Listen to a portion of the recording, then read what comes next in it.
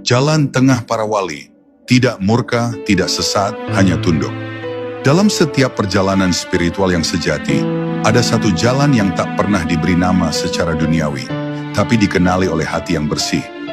Jalan itu bukan jalan kelompok, bukan jalan mazhab, bukan pula jalan mayoritas atau minoritas.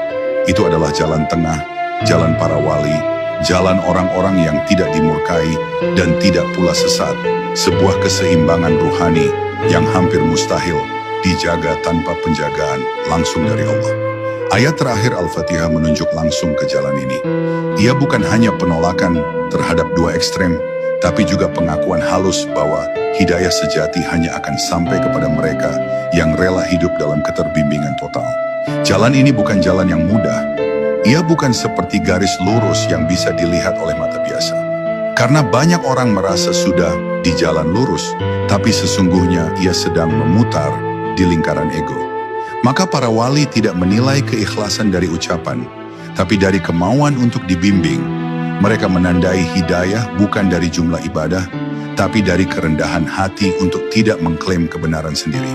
Jalan ini ditandai dengan ciri-ciri lembut, tidak cepat menilai orang lain, tidak mudah merasa paling benar, dan selalu takut jika hatinya tergelincir, walau hanya sehelai rambut.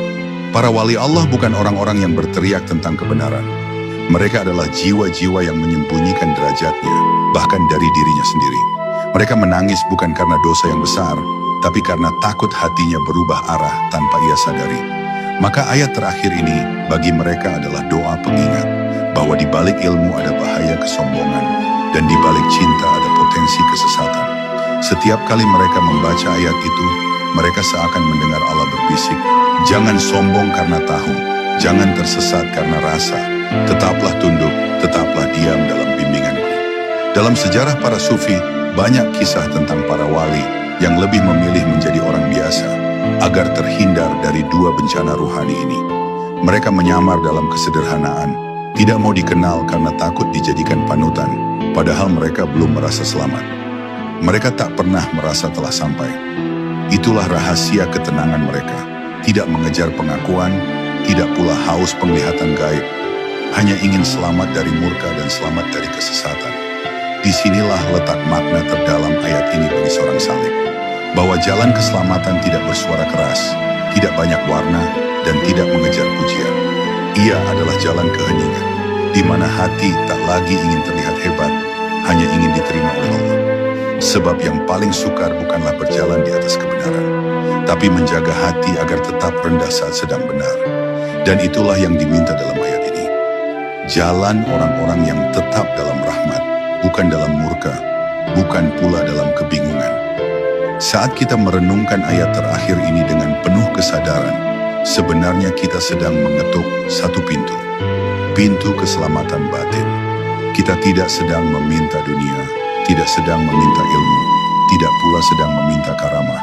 Kita sedang meminta agar dituntun terus-menerus, agar tidak terlepas dari genggaman Tuhan. Karena tanpa itu, secerdas apapun akal kita, ia bisa jatuh ke dalam murka. Sedalam apapun cinta kita, ia bisa tergelincir ke dalam kesesatan. Maka ayat ini bukan hanya tentang arah, tapi tentang pemeliharaan, agar Allah sendiri yang menjaga arah hati kita. Para salik yang jujur akhirnya menyadari bahwa doa ini adalah doa, agar bisa terus-menerus belajar, terus menerima koreksi, terus membuka hati. Dan itulah satu-satunya cara untuk berjalan di jalan para wali. Jalan yang tak mencari sorotan, hanya mencari cahaya. Jalan orang-orang yang tidak dimurkai dan tidak pula sesat. Jalan yang diam-diam mengantarkan mereka pulang ke hadirat Allah. Tanpa banyak suara, tanpa banyak nama, tapi penuh dengan selimut rahmat dan penjagaan.